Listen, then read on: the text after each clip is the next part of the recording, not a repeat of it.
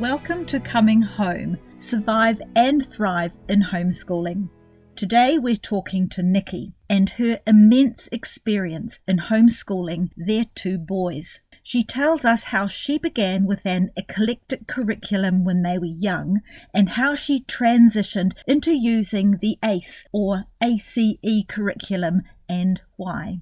She also has an invaluable array of so helpful tips for homeschooling mums.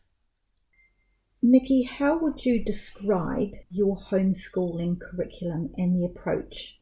I have had two completely different approaches, really. When my children were young, we were quite eclectic in our approach and pretty hands-on with what we did. One of the sayings from Teachers College that I remembered was, I hear and I forget, I see and I remember, I do and I understand.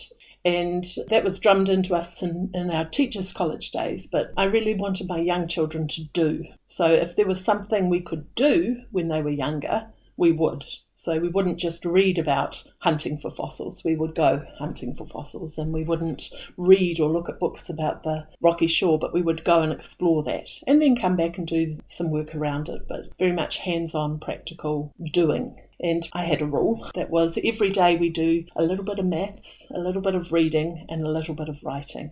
And some days a little bit of maths looked like playing a board game or going for a walk and recognising the numbers on the letterbox. And other days it was more structured and more formal. That was kind of my baseline, that we were going to concentrate on those basics every day. But when my children got a bit older, I wanted something a little more structured, certainly something that would give them a pathway to university. And that was when we chose to use the ACE curriculum for only their high school years. And that was mostly because I wanted some free time to myself after putting programs together for years and years and years. I wanted something that I could just pick up and use and be free to do extracurricular things and for them to pursue other interests outside of it while making sure that they could still have access to university.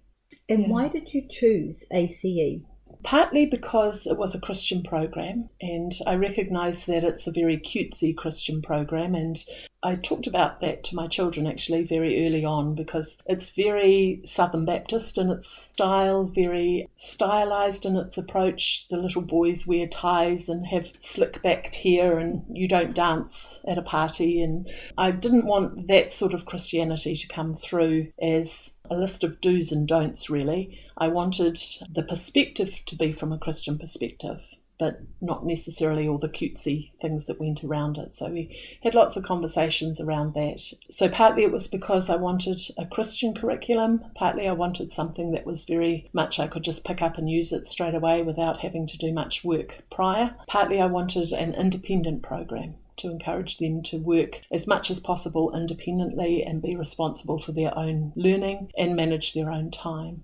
So you must have been quite sure when you chose ACE that it could deliver on that. So can I read between the lines there and say that you did some research with others that had also done this so you knew it would provide your requirements? Yeah, we actually went to the university and we said, this is what we're planning on doing. Would this be a pathway to entrance? Some universities are a bit tighter on criteria for entrance than others, but this is accepted by most universities in New Zealand. Auckland did ask that we did some NCEA alongside the ACE. So ACE was our ticket to get into university, but they also wanted to see that we'd done some stuff within the New Zealand curriculum. My eldest did just 2 subjects in NCEA. He did maths and physics and used the ACE certificate as his entry requirement. Was that year 13 only for him? He did year 12 and year 13 NCEA. So they have a bit of a more stringent criteria for entry. We could have been accepted just on our ACE certificate alone, but there was a bit of risk involved there in terms of if they had the high calibre applicants, maybe that would mean that we didn't get accepted.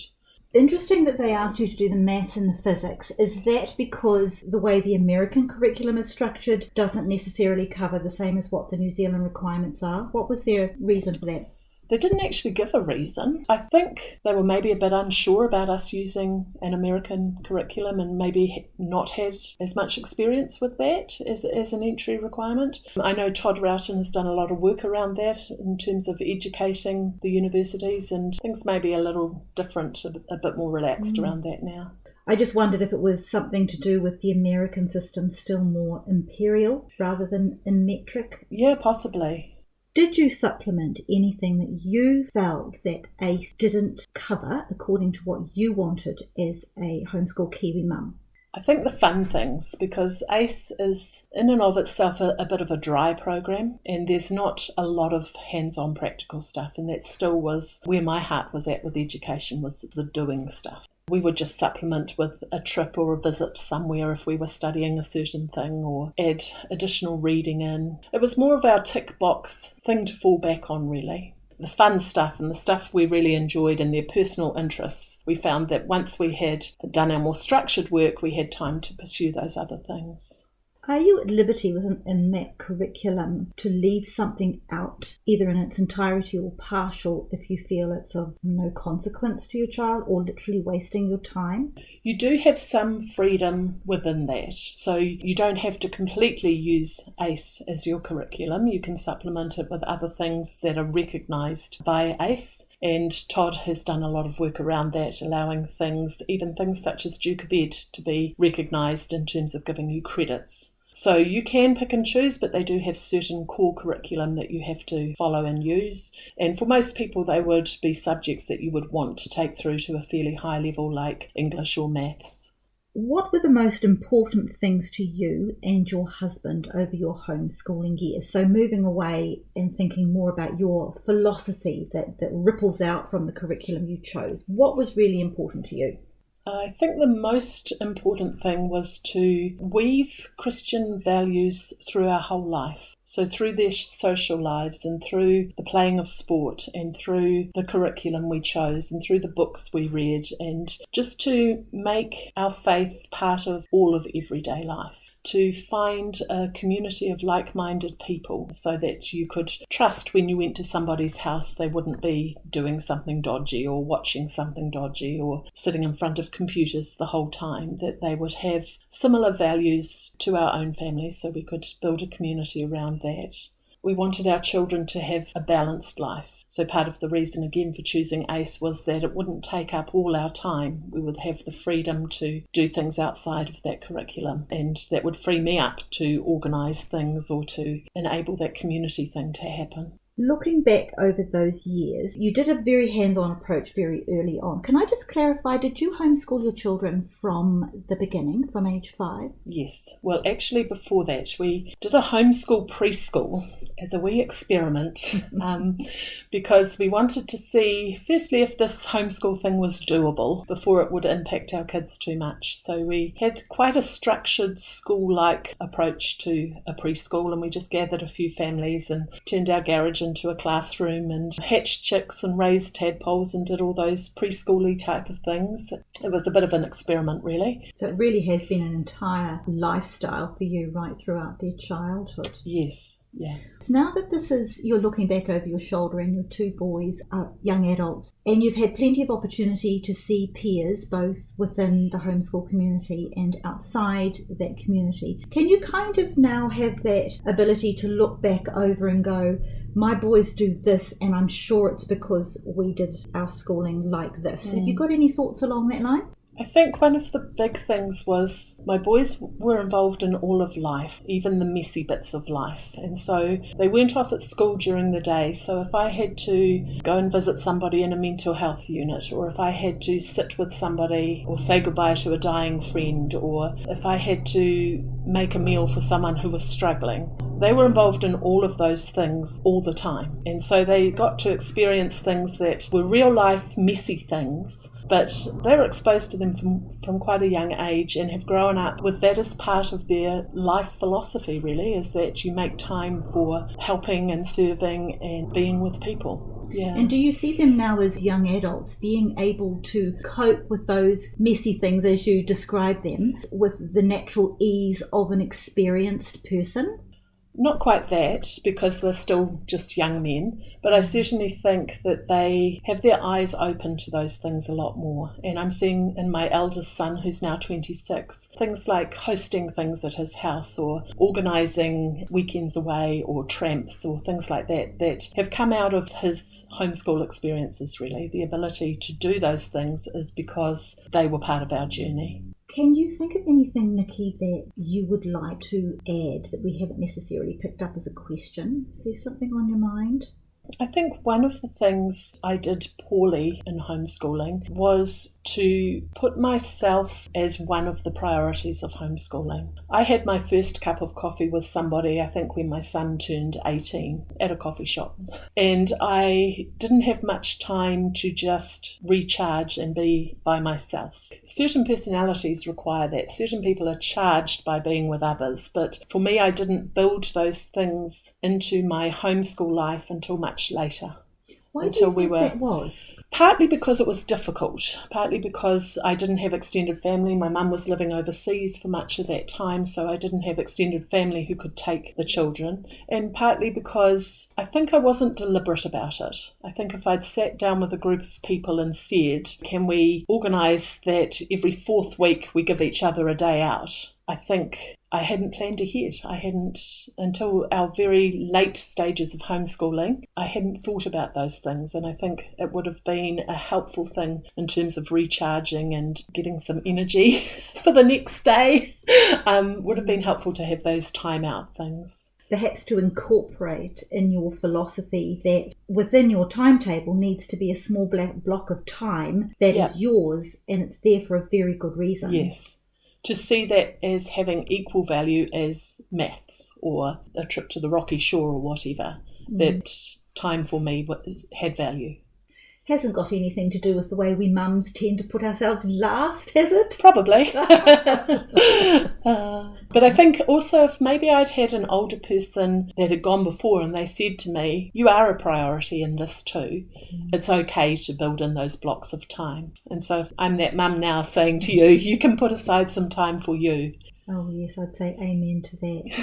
Yes. Yeah. Mums need mentors too. Absolutely. Yes. Yeah. So let's say you could time travel and you could go back to when he was just starting out with her children. What would you say to that young Nicky now? There's three things I thought about when you asked me this question earlier. Worry less, hurry less, and it's okay to have cereal for dinner.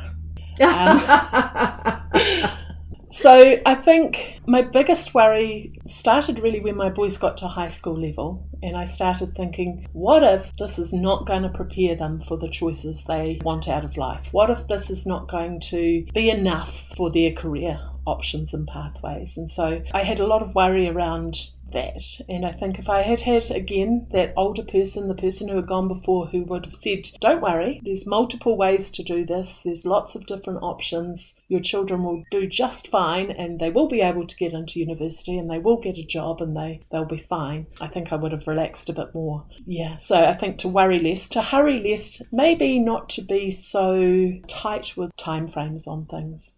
So that if things took a bit longer, that's okay. If we skipped maths one day, it was not going to be the end of the world.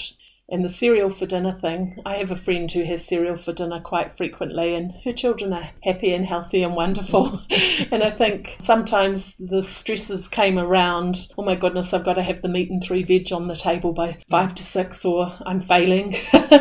So I did actually work out a plan that worked really well for that one. And I still follow it to this day, which is make dinner at breakfast time.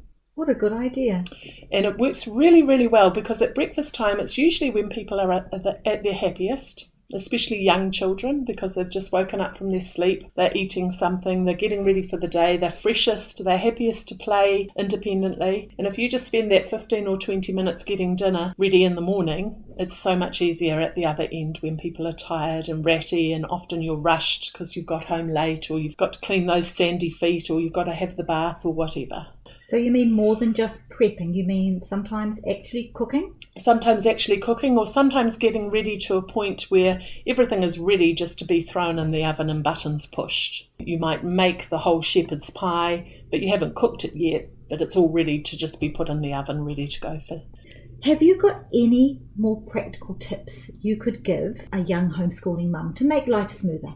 Okay, another tip regarding dinner, we're interested in food in our family, is to make your dinner last more than one day. So, for example, make a double batch of mince and have nachos on the first night, and on the second night do something different with it. So mash up some potato and make a shepherd's pie, or stick it into some pastry and make some pies with it. But make that meal last for 2 days. When you're making a cake or a slice, make double the icing and freeze half the icing. Another thing that we did was to read aloud at morning tea time. We made that a habit until my young people finished home educating. So at 17, we were still reading things aloud at morning tea time. Obviously the content changed, and it might have been a Mere Christianity C.S. Lewis read aloud as opposed to some novel they were reading, but that was a really good time to read aloud and maybe discuss what we were reading. Oh, another idea I had was to use contracts. So 2 weeks before the end of each term, I would write them what we called a contract. On that contract was written everything that needed to be done before that term finished. And then when the contract was finished, they were on holiday. So this gave them massive incentive to work really hard and get through that list, because potentially you could have an extra week's holiday.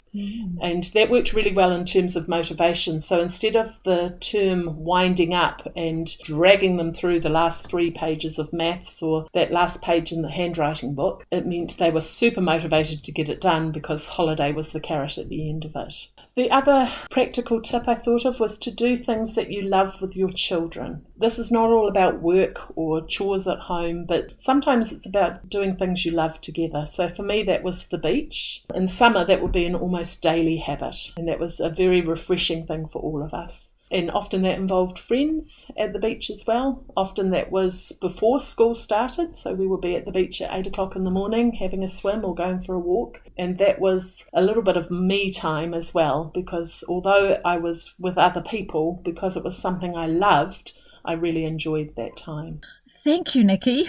Wow, that was filled with gems for homeschooling mums. As you mentioned, mentors were thin on the ground during our years, and I'm convinced your generous sharing today will help to fill mentoring gaps for the modern homeschooling families. So on behalf of all of those listening, thank you for your wisdom, advice, and experience so willingly shared. If this interview has been helpful to you, please share, like, and subscribe so more homeschooling families will have access to these podcasts. Please visit our website, cominghomeinfo.com, for resources and to contact me for consulting services. I'll see you next time.